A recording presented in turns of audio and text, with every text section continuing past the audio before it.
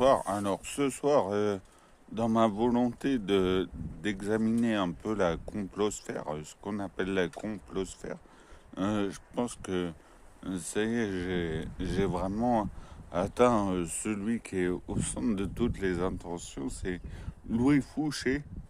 Donc Louis Fouché, médecin marseillais et qui est soutenu par Didier Raoult et qui, soit dit en passant, hein, a quand même un beau bagage de médecin. Voilà, alors je disais qu'il est au cœur du réacteur parce que en fait il a lancé le collectif Réinfo Covid qui est composé de plus de 400 personnes, enfin voilà, des citoyens, des chercheurs et tout. Donc un truc assez solide. Alors comment j'ai lu donc sur Wikipédia que Réinfo Covid, voilà, il y aurait des accusations de dérive sectaire.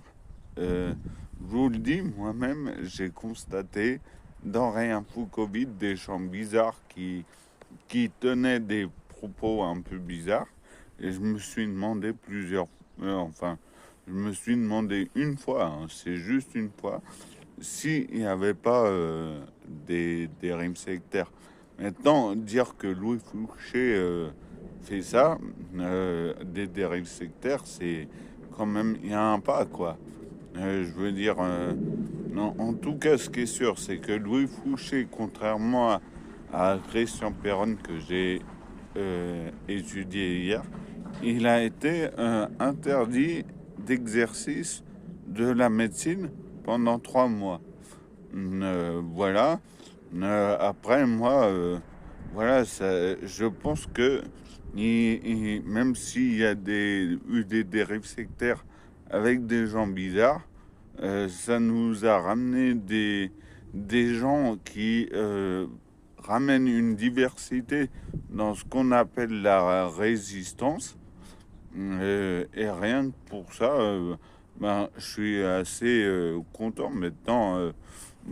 C'est vrai que j'ai eu plusieurs fois l'impression de m'en méfier parce que, voilà, des fois, ils flirtent, je pense, avec l'extrême droite.